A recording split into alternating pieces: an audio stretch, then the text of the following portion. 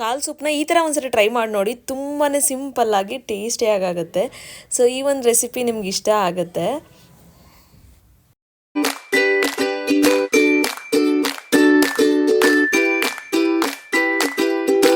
Hello everyone, welcome back to my YouTube channel. Friends, ಎಲ್ಲರೂ ಹೇಗಿದ್ದೀರಾ?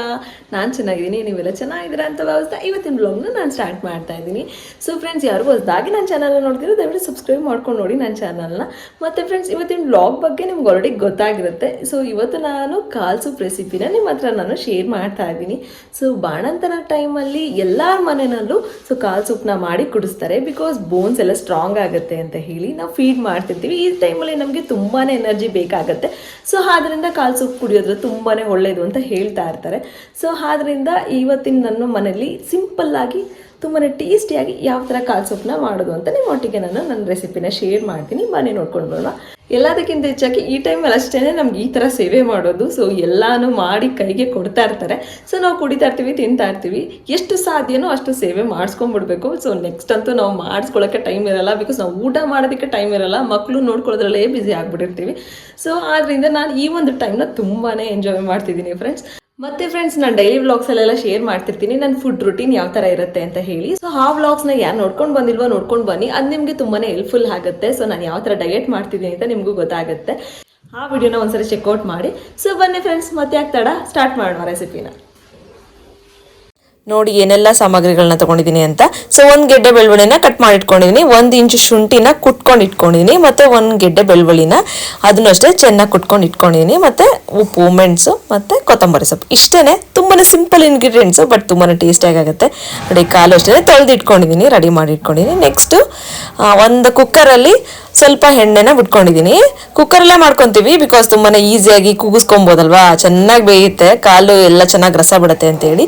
Next ಎಣ್ಣೆ ಹಾಕಿ ಶುಂಠಿ, ಬೆಳ್ಳುಳ್ಳಿ, ಈರುಳ್ಳಿ ಎಲ್ಲ ಹಾಕೊತೀನಿ. ಅದಾದ್ಮೇಲೆ ಸ್ವಲ್ಪ ಬಾಡಿಸಿದ್ಮೇಲೆ ನೆಕ್ಸ್ಟ್ ಕಾಲು ಹಾಕೊತಿದ್ದೀನಿ. ಸೊ ನೋಡಿ, ನೆಕ್ಸ್ಟು ನಮ್ಗೆ ಎಷ್ಟು ರುಚಿಗೆ ತಕ್ಕಷ್ಟು ಉಪ್ಪು ಹಾಕೊತೀನಿ, ಮತ್ತು ನಿಮ್ಗೆ ಎಷ್ಟು ಬೇಕೋ ಅಷ್ಟು ಖಾರ ಒಂದು ಪೆಪ್ಪರ್ ಪೌಡರ್ನ ಹಾಕೊಂಡ್ರೆ ಮುಗೀತು. ಇಷ್ಟೇ, ತುಂಬಾ ಸಿಂಪಲ್ ಫ್ರೆಂಡ್ಸ್, ಬಟ್ ಸಿಕ್ಕಾಬಟ್ಟೆ ಟೇಸ್ಟಿಯಾಗಿ ಆಗುತ್ತೆ. ರೆಸ್ಟೋರೆಂಟ್ ಸ್ಟೈಲಲ್ಲಿ ಆಗುತ್ತೆ ಅಂತಲೇ ಹೇಳ್ಬೋದು. ಅಷ್ಟು ಸಿಂಪಲ್ಲಾಗಿ ತುಂಬಾ ಟೇಸ್ಟಿಯಾಗಿ ಆಗುತ್ತೆ. ಒಂದ್ಸರಿ ಟ್ರೈ ಮಾಡಿ ನೋಡಿ ನೀವು ಮನೆಯಲ್ಲಿ. ಇಷ್ಟೇ. ಮತ್ತು ಫ್ರೆಂಡ್ಸ್, ಎಲ್ಲದಕ್ಕಿಂತ ಹೆಚ್ಚಾಗಿ ಈ ಟೈಮಲ್ಲಿ ಬೋನ್ಸ್ ಎಲ್ಲ ಸ್ಟ್ರಾಂಗ್ ಆಗುತ್ತೆ ಕಾಲ್ ಸೂಪ್ ಕುಡಿದ್ರೆ ಅಂತ ಅಮ್ಮ ಹೇಳಿ ನನಗೆ ಮಾಡಿಕೊಡ್ತಾ ಇದ್ದಾರೆ. ಸೊ ನೋಡಿ, ನೆಕ್ಸ್ಟು ಎಷ್ಟು ಬೇಕೋ ಅಂದರೆ ಅದಕ್ಕೆ ತಕ್ಕಂಗೆ, ಸೂಪಿಗೆ ತಕ್ಕಂಗೆ ಎಷ್ಟು ಬೇಕೋ ಅಷ್ಟು ನೀರು ಹಾಕ್ಕೊಂಡು ಕೊತ್ತಂಬರಿ ಸೊಪ್ಪು ಹಾಕಿದ್ರೆ ಮುಗೀತು. ಒಂದಷ್ಟು ವಿಷಲ್ನ ಕೂಗಿಸ್ಕೊಬೇಕು, ಕಾಲು ರಸ ಎಲ್ಲ ಬಿಟ್ಟು ಚೆನ್ನಾಗಿ ಬೇಯಿಸ್ಕೊಬೇಕು. ನೋಡಿ, ಫೈನಲಿ ಕಾಲ್ ಸೂಪ್ ರೆಡಿ ಆಯಿತು. ತುಂಬಾ ಟೇಸ್ಟಿಯಾಗಿತ್ತು.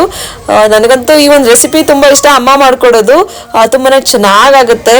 ಈ ಒಂದು ಚಳಿಗಾಲದಲ್ಲಿ ಈ ಒಂದು ಕಾಲ್ ಸೂಪ್ನ ಕುಡಿಯೋದಕ್ಕೆ ಚೆನ್ನಾಗಿ ಅನಿಸುತ್ತೆ. ಸೊ ಈ ಟೈಮಲ್ಲಿ ನಮ್ಗೆ ಎಷ್ಟೆಲ್ಲ ಸೇವೆ ಮಾಡ್ತಾರೆ ನೋಡಿ, ಚೆನ್ನಾಗಿ ತಿನ್ಕೊಂಡು ನನ್ನ ಬೋನ್ಸ್ ಎಲ್ಲ ಸ್ಟ್ರಾಂಗ್ ಮಾಡ್ಕೊತಾ ಇದ್ದೀನಿ.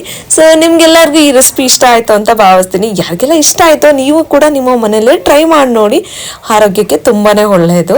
ಸೊ ಬಾಣಂತನ ಟೈಮಲ್ಲಂತೂ ಕಾಲ್ ಸೂಪ್ ಮಸ್ಟ್ ಅಂಡ್ ಶುಡ್ ಕುಡಿಲೇಬೇಕು, ಯಾಕೆಂದರೆ ಬೋನ್ಸ್ ಎಲ್ಲ ಸ್ಟ್ರಾಂಗ್ ಆಗುತ್ತೆ, ಫೀಡ್ ಮಾಡ್ತಿರ್ತೀವಲ್ವಾ. ಸೊ ಆದ್ದರಿಂದ ನಾವು ವೀಕ್ ಆಗಬಾರ್ದು, ನಾವು ಸ್ಟ್ರಾಂಗ್ ಆಗಿದ್ರೆ ಮಕ್ಕಳನ್ನ ಚೆನ್ನಾಗಿ ನೋಡ್ಕೊಬೋದು. ಸೊ ನಮ್ಮ ಬಗ್ಗೆ ನಾವು ಕೇರ್ ಮಾಡ್ಕೊಬೇಕು ಅಂತ ಹೇಳ್ತಾ ಇವತ್ತಿನ ವ್ಲಾಗ್ನ ಇಲ್ಲಿಗೆ ಹೆಣ್ಣು ಮಾಡ್ತಿದ್ದೀನಿ. ನಾನು ನಿಮಗೆ ಮುಂದಿನ ವ್ಲಾಗಲ್ಲಿ ಸಿಗ್ತೀನಿ. Until then bye, take care, have a nice day.